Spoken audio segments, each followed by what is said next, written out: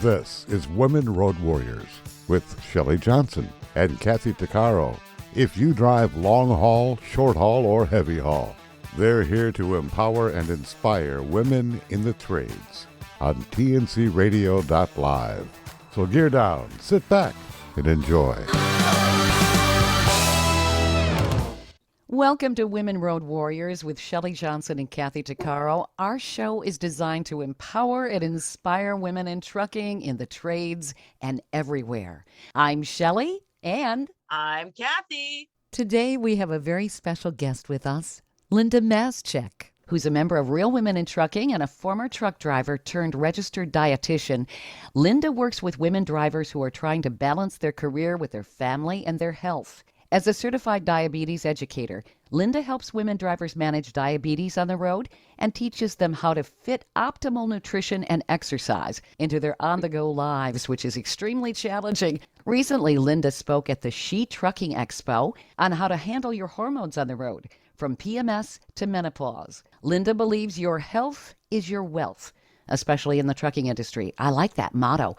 Welcome, Lynda. Thank you so much for being on the show with us today. Thank you, ladies. It's my pleasure to be here with you.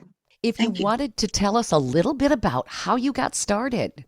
Well, I came up during the beginnings of the feminist movement, right? So there was that inspiration and empowerment that started back then. So my full circle story is what I call it, that after high school, I worked in a warehouse. I drove a forklift and a tow motor. And I would watch that guy out in the parking lot who was backing in trailers all day. And that looked like a lot more fun. So it was a union shop. And when the opportunity came up, I bid on that job. And I was the yard jockey for a couple of years. So that's where I learned how to handle something that big. And also, honed my skills at backing up. So, that was kind of like step one. Mm-hmm. And then step two was, again, I was a little tired of that. And we had our own drivers, our own, leased trucks. They were company drivers. And so then I bid on an opening to go out on the road. So I already knew how to back up. I just had to learn how to shift and go up and down hills and handle traffic, every day. So I did that for 12 years. I covered 5 states. 5 Midwestern states, 5 Midwestern winters, but I loved it. I loved driving every day. Most of my deliveries were to stores. So they were like giant drugstores, right? And we handled everything from shampoo, mouthwash to lawnmowers, just about anything you find in a supersized drugstore. That's what I was carrying. And so since most of my deliveries were in stores, and sometimes these stores were in the mall, I would have half hour, an hour, and, I could go shop a little bit. So really, I had the best of both worlds going on there. But, I got restless again. And a time came when I decided that I was ready to do something else. I wasn't going to move up on the leaderboard, right, to change my position on what runs I could get. There wasn't another position within the company that I wanted. So I didn't know what to do. I really did not know what else I wanted to do. I'd been there a long time. So there came my daily prayer for a couple of months. My daily prayer every day was, Lord, get me out of this truck. Show me what I'm supposed to do. And the third part of that was help me stop drinking, because that was an issue too. Okay. So a few months later, the universe responded and the company closed. Very quickly. So wow. Just like that, my life changed. Now what was I going to do? I really wasn't looking for another driving job, but I just did not know what to do. But I found out as a displaced worker that I could get tuition help from Uncle Sam. So I always wanted to try college, so off I went. It took me 5 years. I earned a degree in nutrition and became a registered dietitian nutritionist and certified diabetes educators. And after I graduated, yes, absolutely. I spent most of my career in corporate wellness. And then again, decided that I wanted to pivot again, and I started Well-Driven Nutrition, geared towards women truck drivers. So I've come full circle from being a woman driver to now, serving women drivers. I love the name of your company, Well Driven. That's Yeah. excellent. Well-Driven Nutrition, right? That's the whole idea. It's That's awesome. interesting how things come full circle. Kathy, you have a medical background too. I do. As I was sitting here listening to you, I thought, geez, it's very similar because I was a nurse for 13 years and I had a drinking problem. I ended up losing my nursing career, ended up drunk and homeless, and knew that I needed a career change, but I didn't know what I wanted to be when I grew up at 42. So I ended up having to go to a career planning workshop to figure out what I liked, what I didn't like, because really all I knew was nursing. And after the 3-day test, the lady handed my sheet back and said, your aptitudes are to be a heavy equipment operator. I laughed so hard, I just about fell off my chair. I'm like, that's the most ridiculous career I've ever heard in my life. I said, I'm 42, I'm a woman. I don't even like equipment. I'm not mechanically inclined, and it's a man's job. And the lady puts one hand on her hip, gives me the look and says, if only you'd believe in yourself a little bit, missy, you'd see the test is right. Well, she ended up sending me to Women Building Futures, which is a women nonprofit organization here in Canada that gets women into the trades. And the day I walked in to check it out, lo and behold, ExxonMobil, the biggest oil and gas company in the world, happened to be there, and they were paying for the training to take a 12-week heavy equipment course. There's 170 women that applied. They were taking 16, and man, I had nothing left to lose. So you want me to do a backflip? I'll do a backflip. What do you want me to do? Sure. Yeah, right. Just to get it. And I got picked, and I did the course 9 years. And it's been 9 years now that I've been working here. It's been the best career change ever. And who says that you can't change careers in the middle of a lifetime? That's right. There's nothing set in stone that just because you do one job that you can't do something completely different. Right. Yes. And sometimes the universe just hands you what you should be doing, right? Exactly. Yes. I didn't know what to do either. And, I went down to the university and okay, what do I want to do? And I said, all right, I always liked food and nutrition and interested in health. And so, okay, I'll do that. And it's worked out well. And now you're helping women drivers, which is just fabulous. Exactly. Yep. I noticed in the 9 years that I've been here, there's only a 1% of women that are here. I think on our crew, we have 12 women out of 140 employees. But I find that the women have a different type of metabolism than the men. And the driving, sitting all day, because we work 12 and a half hour shifts. It's not easy. The nutritional aspect, there is a lot of diabetes. There is a lot of hormonal issues. There's a lot of weight gain because you sit for 12 and a half, 13 hours a day. You do 14 days in a row. A lot of women, I have to personally include exercise in my schedule. I have to force myself to get up before work and hit the gym, even if it's for 30 minutes. So I alternate between running and yoga and stretching because we sit. I'm 52 now. Your body does not respond like it was when it's 20, right? So yeah, it's a common theme. So women struggle here. They really do. Right. And women drivers still have women's issues. They still have PMS. They still struggling with a period every month, and all that goes with that. And then menopause is something else. There are many women who are coming into driving later in life.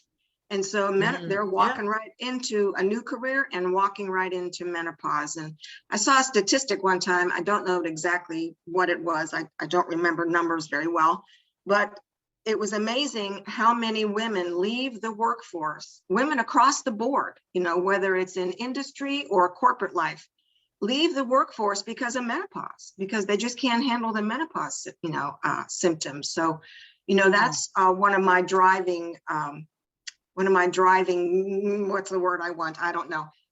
But to help women stay in the seat, stay in that driver's seat, no matter what day of the month it is or what time it is in your life, that you're in that seat for the long haul for as long as you want to be.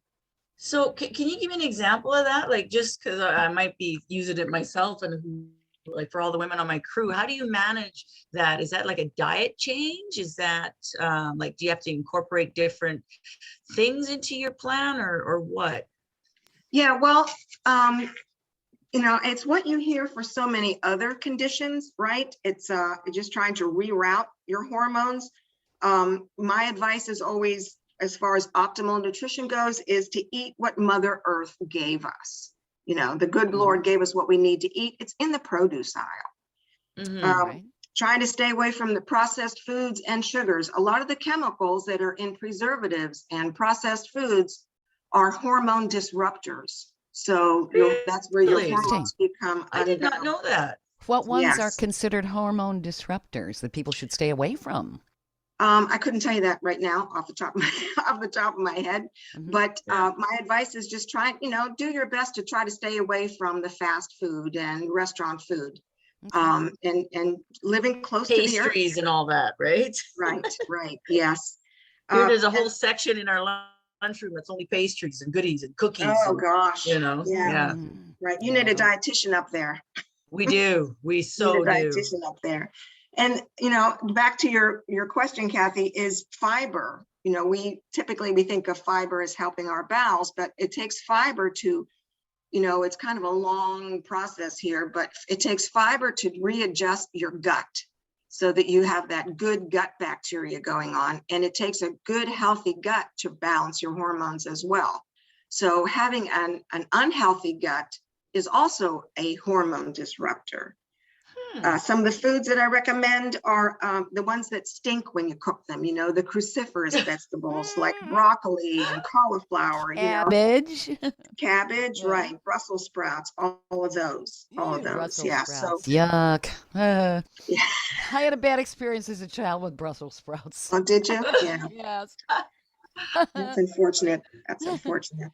But And so those are good for you then. oh, absolutely, right. Yeah, that's how you reroute your hormones, is just, the clean eating that you hear about.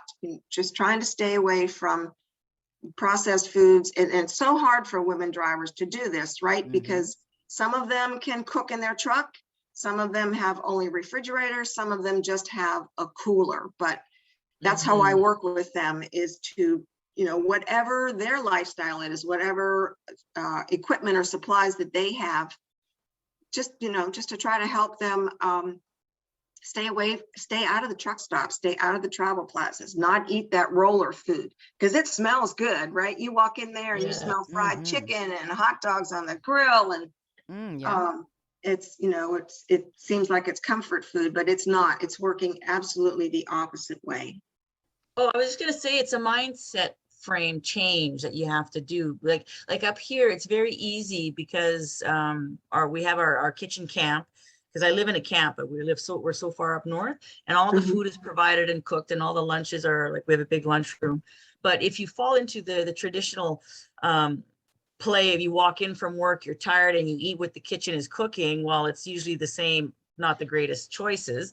But like for me, I have a severe gluten allergy. So I had to rearrange my whole diet plan. I had to rearrange my whole way of thinking in order to make this work. Like, because how am I going to sit here for 14 days with the food that they offer? So I brought myself a plug-in cooler at work. I have to bring a lot of my own gluten-free products because they don't offer it here. I have to rearrange my whole life around what is best for me and how I can make this work. And I'm sure a lot of women in the trucking industry would be the same, because I mean, not everybody has the same dietary needs.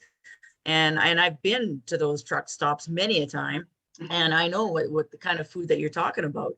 And then it's not the healthiest, but it is a comfort food. It's fastest, it's quickest, it's easiest. But a lot of times you have to rise above that and reshape your train of thought into what is best for me at this time, at this point in my life, right? Yeah, and I think it's a conscious gift as well, aligning and balancing. Yep. And one of the pieces of encouragement I give to drivers that I'm working with is to try it for 3 days, try it for 5 days, and you're going to notice that you just feel better. And hanging on to that feeling, of that idea of just feeling better physically and mentally, There's Yeah. research that shows that just increasing fruits and vegetables helps your brain. So it helps your mood, So, Yeah. talking about your mental health when you're out on the road, your diet has a lot to do with that too. Oh, it does. It so does. Stay tuned for more of Women Road Warriors coming up. Industry movement Trucking Moves America Forward is telling the story of the industry. Our safety champions, the women of trucking, independent contractors, the next generation of truckers, and more. Help us promote the best of our industry. Share your story and what you love about trucking. Share images of a moment you're proud of. And join us on social media. Learn more at truckingmovesamerica.com.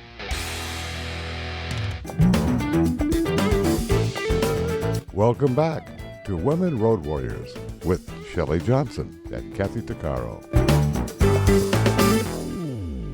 So is the rule of thumb 5 to 7 fruits and vegetables a day a good rule, or should it be something different? Okay. Yes. The American Cancer Society and the Heart Association both recommend a mix of 5, right? At least 5, 2 fruits and 3 vegetables, 1 fruit and 4 vegetables, something like that. 5 to 7 is even better. If you've ever heard of the DASH diet, and I have an ebook also that is available to women drivers. If they shoot me an email, I'll send it to them. And it's about blood pressure, 7 ways women drivers can lower their blood pressure while on the road. And I explained the DASH diet in my ebook. And the DASH diet was developed by the American Heart Association. DASH stands for Dietary Approaches to Stop Hypertension. And their recommendation is 5 to 7 fruits, 5 to 7 vegetables per day, plus a calcium, some kind of either dairy food or calcium supplements. So I mean that's a far cry from what most Americans are getting. So my advice is just start small. If you can do 2 fruits and 3 vegetables, they don't have to be cooked. Raw carrots, some celery, those kinds of things. Those count too. So based on the cyclical nature that women have with their hormones and hormone changes every month, should they eat differently than men? Yes. Okay. Yes, definitely. Again, it's just trying, being aware of what those hormone disruptors are. I mean, not men have hormones too, right? Right. And men go through cycles in their life too, but they have maybe 6 or 7 cycles in a lifetime, and women have 1 every month, Right. so where our hormones are moving much faster than theirs are. My advice is similar to what I give to men. You have to lighten your load. Again, still living close to the earth, but talking about estrogen, because for women in menopause, it's a loss of estrogen, right? We're trying to find foods that will improve or enhance estrogen in some way. Right. And for women going through PMS, it's a little bit different there. We don't want them to have too much estrogen. So it's that estrogen balance. And knowing that the other advice I give to women with PMS is to track your schedule. Track your monthly period, so when PMS is going to happen. Most women know exactly the day they're going to start their period, but it's those 4 or 5 days before those PMS days that really will shake things up. So being aware of when your PMS symptoms are going to start, and taking care then. So one of the things I recommend is, and I break a lot of hearts here, but for those 5 days to stay away from caffeine. Cut back on your sugar. I thought you were going to say chocolate. No. Chocolate's Don't take away my chocolate. Chocolate is high in magnesium, so it can be beneficial. And you have those chocolate cravings. Women tell me, oh my gosh, I just want carbs. I only want carbs. And that is because your body knows that there is a lot of work to come. Your monthly period is work on your body. So your body starts craving carbohydrates because they're fuel. So you're fueling the mechanisms that, that cause your period. So, they have this little factory going on every month, and you have to fuel it properly. So That's one of the biggest pieces of advice I give to women is track your symptoms. Know when that's going to happen so that you're ahead of the game when your period happens.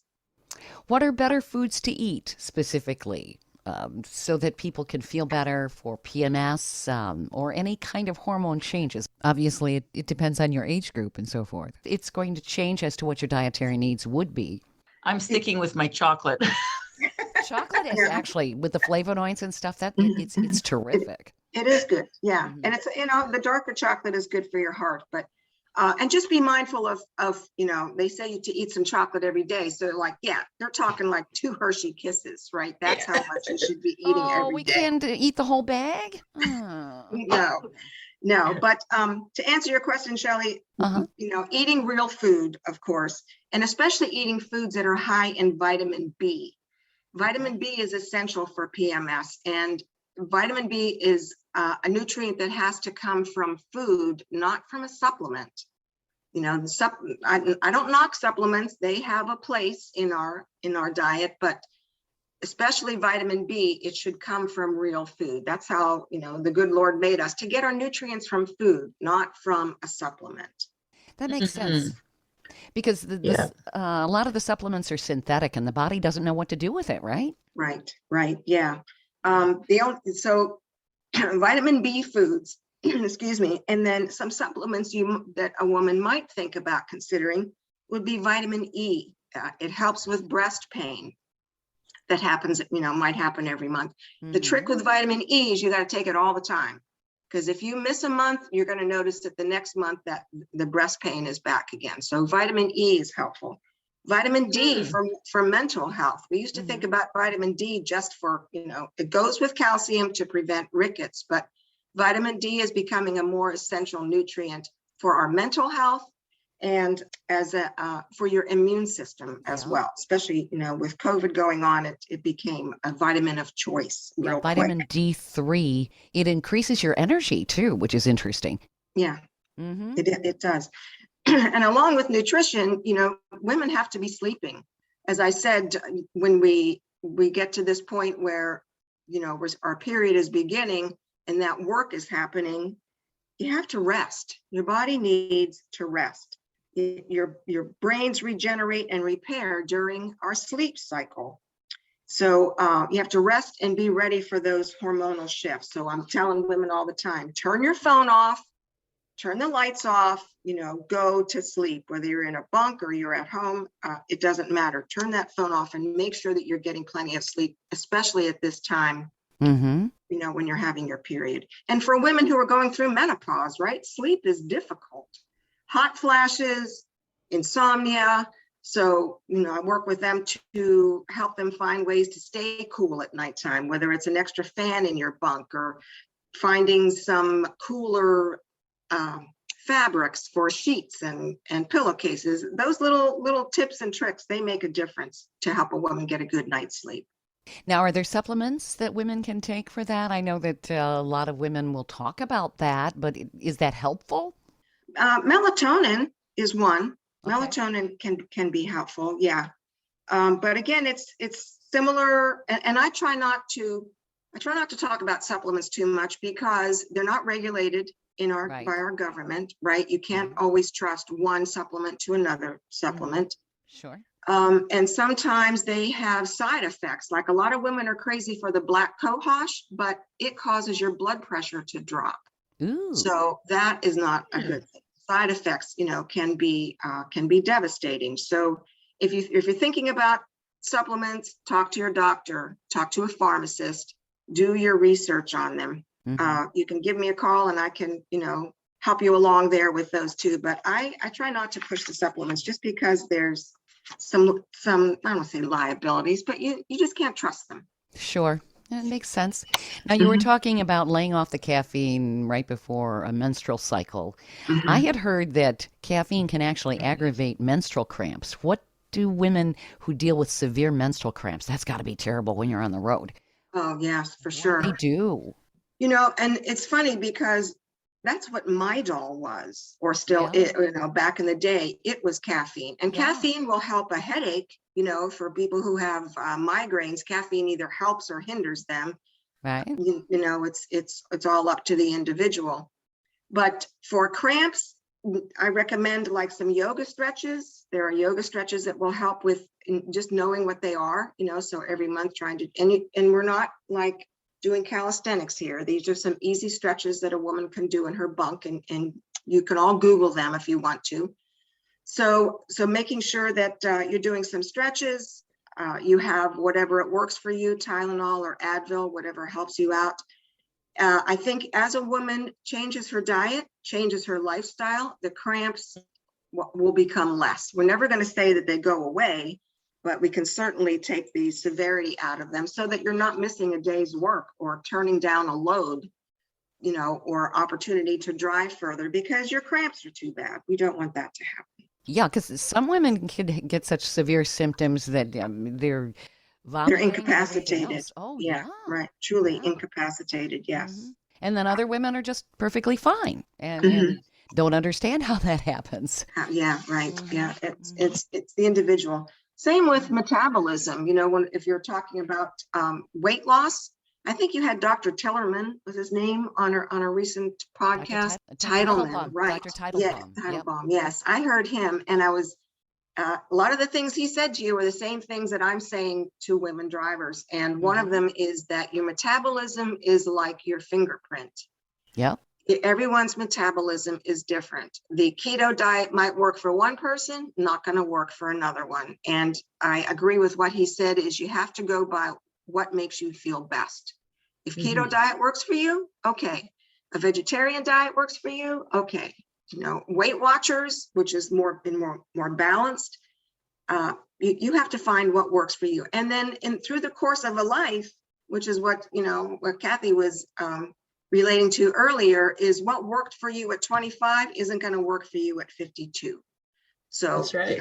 Acknowledging that as well. Yeah. Stay tuned for more of Women Road Warriors coming up. Did you know that 80% of America's communities rely on trucking alone to deliver their goods? The trucking industry keeps America running thanks to the 3.6 million professional truck drivers traveling over 300 billion miles a year. Industry movement Trucking Moves America Forward, or TMAF, tells the story of trucking and its positive impact on our economy, communities, and lives. Learn how you can be part of the industry movement working to build a strong image of trucking by visiting truckingmovesamerica.com.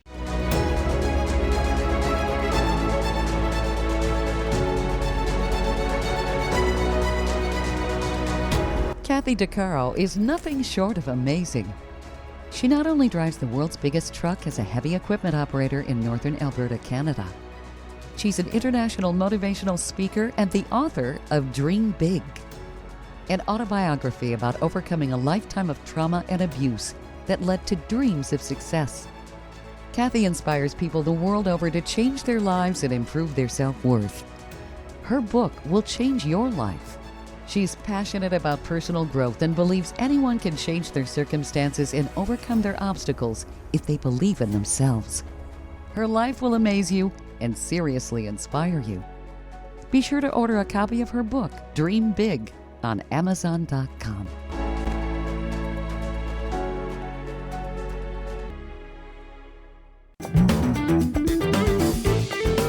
Welcome back to Women Road Warriors with Shelley Johnson and Kathy DeCaro. So what would you say are some of the biggest challenges that women on the road have? Obviously, they've got different needs than men do. How can they take the best care of themselves, nutritionally and everything? Just not falling for what everybody else is doing. Mm-hmm. You have to listen to your own body. There's a book called Intuitive Eating, and listening to your body, trying to understand what it needs. Does it need more protein? Do you feel like you need some carbohydrates? Are you thirsty? Sometimes we think we're hungry and we're not hungry, we're thirsty. So listening to your own body and not doing what Joe Schmo is doing out there, no matter how they try to tell you that this is the right thing to do, you are not Joe Schmo. So, right. That having that body awareness, and again, the cycles of life. I don't think everybody listens to their body. Yeah, I agree with that. Mm-hmm. like what I've noticed here, in my world up here in camp, a lot of the men, they'll come in after our 13-hour shift, and they're hungry, and like they'll get to the dining room right before we go to bed. So they'll load up their plate, they'll eat like bacon and sausage and eggs and toast and potatoes, and they have this huge heaping plate. And I walk by and I'm looking at them wolf down this food, and then they go to their room, and then they go to sleep for whatever 6 hours, then get back up and get up and go eat for supper. You know what I mean? Like there's a cycle. And when I look at that, I'm thinking, oh my God, if I would eat that, I would think I would die, because I have digestive problems. If I eat before I go to bed, I wake up and the food hasn't broken down. I have very few digestive enzymes in my stomach, so the food doesn't break down. It'll sit there like a rock. So I wake up and I'm still thinking, oh my gosh, right? So I cannot eat anything like other people eat. And I cannot compare myself, the way I digest food, to what, like you said, Joe Schmo digests food, because everyone's different, right? And you really do have to adjust. It's not just your dietary habits, but it's your mental state of looking at what you're eating and why you're eating it. And what I found, it's almost like a love affair with food, if you want to say, right? Sure. Right, sometimes because a love-hate relationship, right? a love-hate relationship, yeah. Why can't I eat you? Yes, exactly. Doggone it. I want to eat you so bad, but I And can't. why does it seem like all the perfect food is round? Pies, pizza, cake. Oh my God, Yeah. I know. And you're right, Kathy. You have to know what is going to make you feel good. If I eat that, I'm going to feel really bad. So as a woman moves in more into clean eating and whole foods, they find that when they go back to eating pizza, or they have fried chicken, or the bacon burger, that they just feel awful. You just feel awful. Yeah, right. And the other thing that's important is, I recommend, is you try to, and again, depending on your driving life, if you're just driving, or do you have to unload? Are you going to drive 6 hours and then you have to unload your van? So will you need, how many calories will you need then? How much energy will you need then?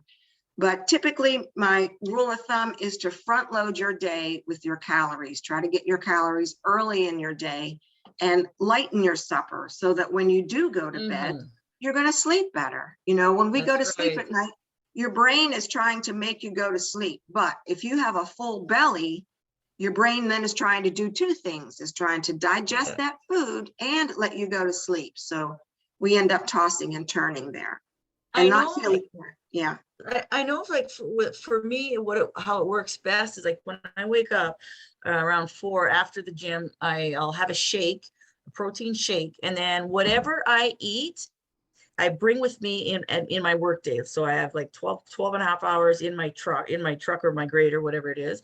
And I don't, like, my last meal is at about 5:30, and I don't eat anything until 5:30 the next morning. So I give my body 12 hours, kind of like a fasting thing, that I don't nibble on food. I don't, cheat or anything. What are your thoughts on fasting? Because there's a lot of people nowadays that are following the intermittent fasting, and they do the 8 hours and then 16 hours or whatever it is. Do you think that works for truckers? Again, yes, I think it would work for truckers, but it depends on your activity level. So intermittent fasting doesn't necessarily work for someone who is an athlete, or works out a lot, because you got to have that glucose in your system.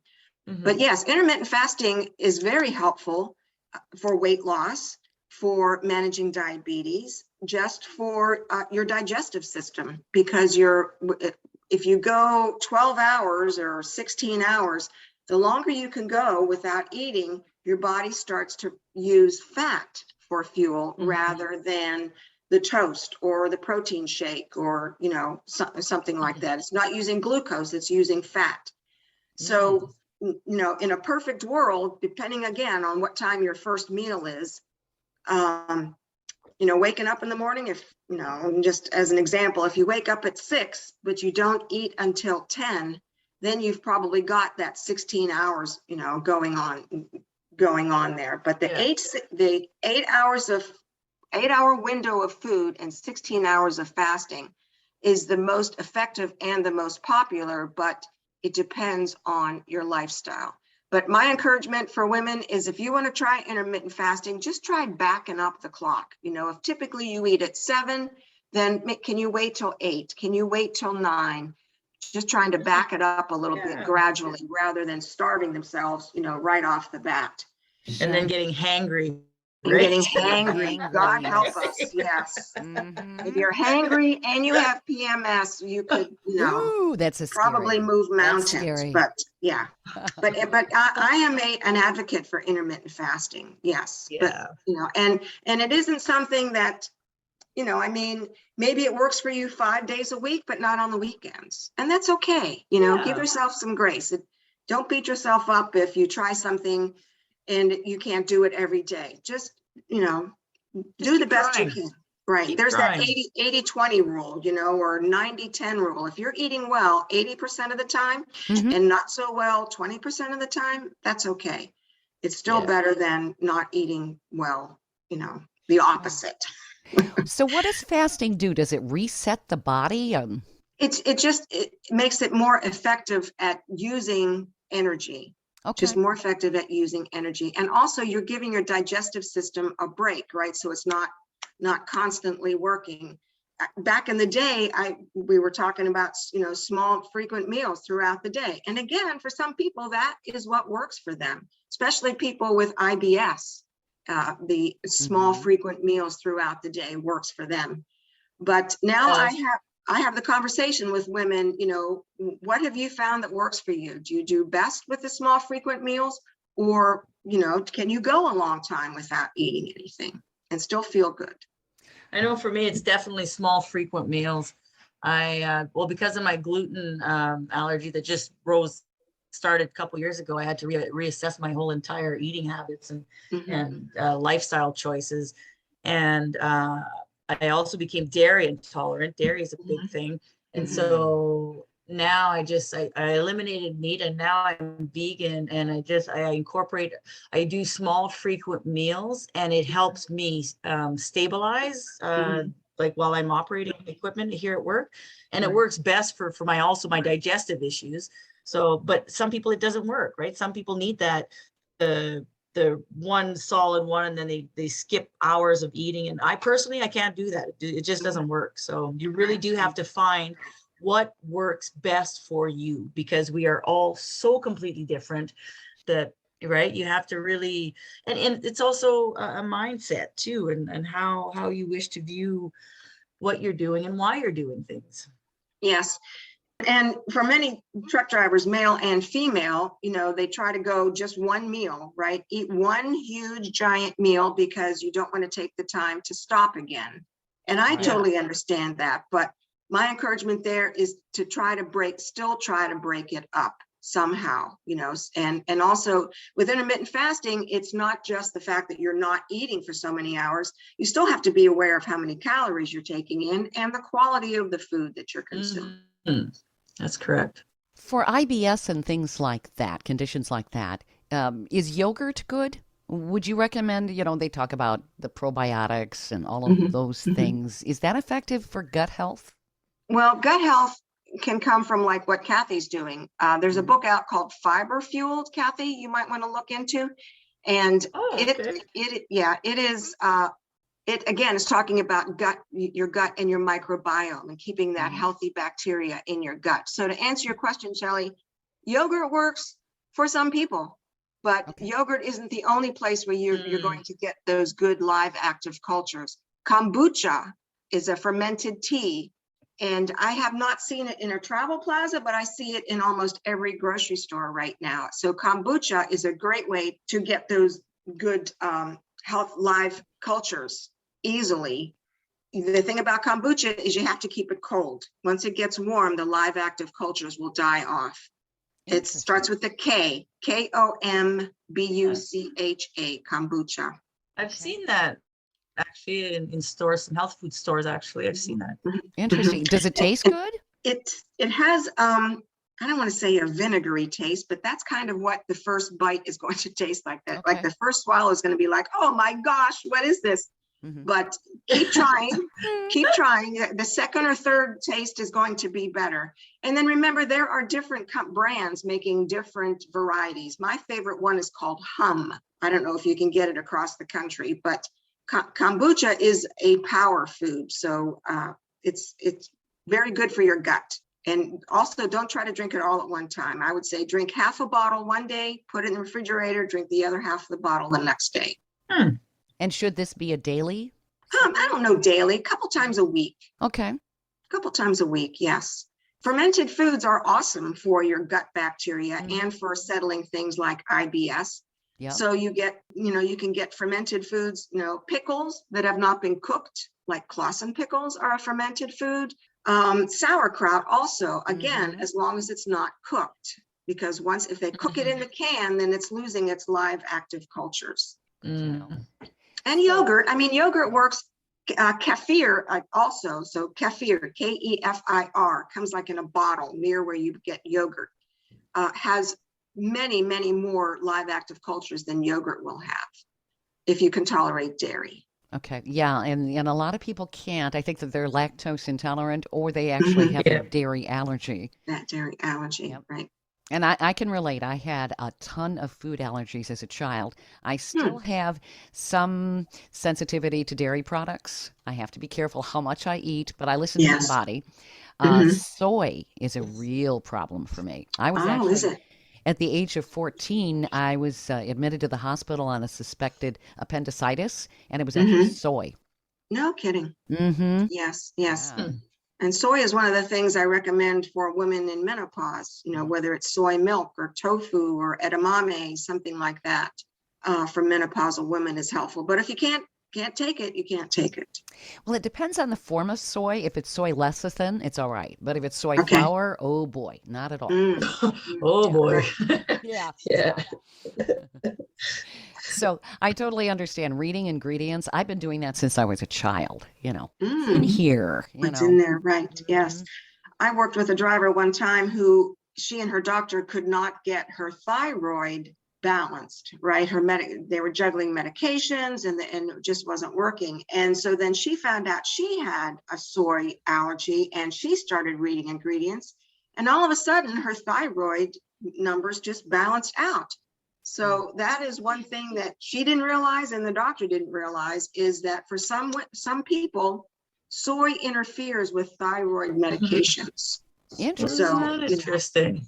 Yeah, if you're having trouble getting your thyroid balanced out, you might want to start reading labels like Shelley does. It's worth a try. And I think a lot of doctors aren't necessarily as skilled in nutrition. No. I agree. Doctors study medicine. They don't study nutrition. But it's so important. That's what the body runs on. Exactly. Manufacturers, when they make vehicles, know what kind of fuel needs to go into them. You think doctors, Yes. I worked with a with a cardiologist one time who said that when he was in medical school, he had 1 hour of nutrition. 1 hour. Wow. Yes. So, people go to their doctor looking for nutrition advice, and they're not saying all of them, but many of them are just not versed on nutrition. You need a dietitian. And here in the United States, you can read a book on vitamins and call yourself a nutritionist. So you have to be careful there. You want to make sure that if you're seeking nutritional counsel, that it is someone who has a degree in nutrition, a registered dietitian. So, so just be aware. Yeah. And I know of people that have gone to like diet clinics and so forth, and then they're put on a special diet and the stuff constipates them. And in my head, it goes, that can't be good. The body's reacting the wrong way, right? Yes. And, that's a conversation I have with a lot of drivers. Constipation is an issue for women on the road. And again, it comes down to hormones, right? PMS can cause constipation. Menopause can cause constipation. But women, they're not moving very much, right? In their trucks. They don't drink enough water because, oh, good God, I might have to stop and go to the bathroom. And not eating enough fiber, not getting enough fiber in their diets, or they're eating the processed foods, which will just bind them up. So, we talk a lot about poop. It's a very hot topic.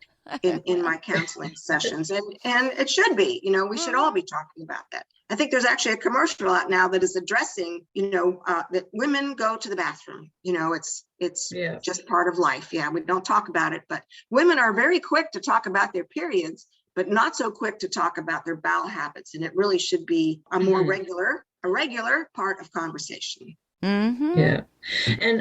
And also even like the stopping, women don't drink enough water because they don't want to go to the bathroom. I see that here all the time. There's actually been quite a few coworkers, because where I work in the mine, you only have, I think there's 3 places where you can go to the bathroom. Well, it's a big mine and you have to kind of go out of your way to stop the truck. Well, that stops production. And so then they actually, there's a timer. They watch how often you stop and how many minutes you're stopped, right? So a lot of women don't want to, so they hold it off. Well, next thing you know, we have bladder infections and we have kidney problems, and there's a few they get so severe bladder infections because they're holding it and holding it and holding it. Well, then the kidneys back up, and there's one girl actually had to go get dialysis because it was so severe. Goodness. And so, and I tell all the ladies, I said, they cannot tell you not to stop to go to the bathroom. That is, against our legal right. You gotta go, just go. That's Don't hold it, Right. My goodness. And so then, the conversation is, when you get out of the truck, start drinking water, all right, now I have to go during the night. Now I'm getting up during the night and going. Yeah. But many women drivers on the road have their own little potty, a little camper potty or something with them in the truck. And, if that's what you have to do, that's what you have to do. Yeah. Right. But hydration is an issue, and it's just one big cascade of life on the road. You have to learn how to work around it. And is the rule of thumb still 8 to 10 glasses of water a day? Actually, 64 ounces, right? We used to hear that, 64 ounces. And, I've talked to men and women who I know are over 300 pounds, and they're telling me they drink 64 ounces of water a day. Well, the bigger a person is, the more tissue they have. So, here's another rule of thumb, like it or not. The recommendation is you take your weight, divide it in half, and that's how many ounces of water you should drink. But there is a threshold there. You should not be drinking 200 ounces of water a day, but the more knowing that the more tissue you have, the more water you need. So 64 ounces is not across the board for everyone. Okay. Good to know. We have just under 2 minutes here, Lynda. I want people to know where they can reach out to you, where they can find more information. You're just a wealth of information about nutrition and things that ladies need to know. Well, thank you. Thank you. I have an email address is bewelldriven@gmail.com, bewelldriven. And then my website is welldrivennutrition.com. So there'll be information there that women can get, and they can reach out with questions, because like you said, it's an individual basis. You could maybe even tailor something to some of the women drivers based on their needs. Absolutely. That's the crux of my business is, individualized counseling for your body, your age, your lifestyle. Like I said, some women just drive all day, and some drive, get out, unload, get back in the truck, drive some more, so individualized to the woman and her job. I'm on Facebook. I have a Facebook page that is Well Driven Nutrition, and also on Instagram too. So you can look for me there.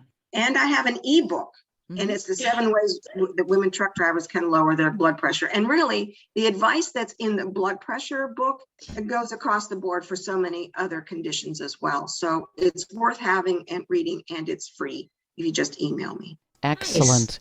I've thoroughly enjoyed talking to you, Lynda. You're a wealth of information, and I hope that some women drivers reach out to you, because you've got some great answers, and that's what we're looking for. We don't want to be lumped together in some baseline. It's like, what is going to help me, Exactly, right.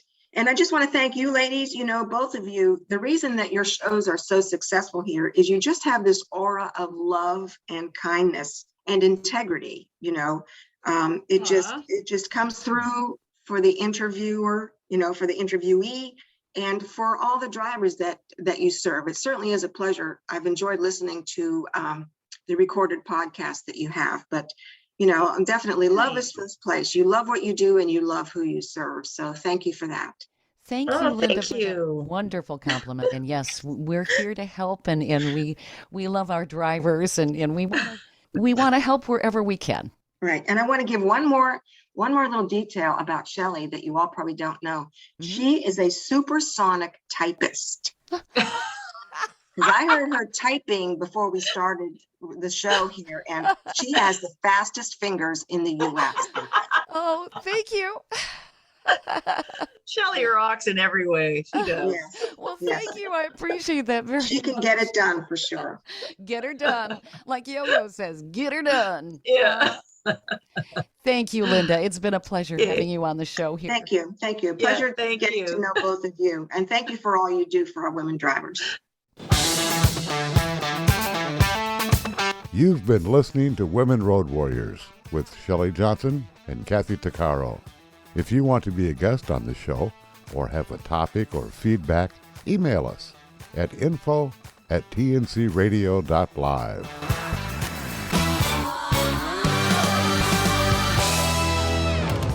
Thank you for listening to another great interview on tncradio.live. All of the material you hear on tncradio.live on our website, our broadcasts, or our podcasts are copyrighted. There can be no distribution without the express consent of tncradio.live and its partners. For inquiries, write us at info@tncradio.live.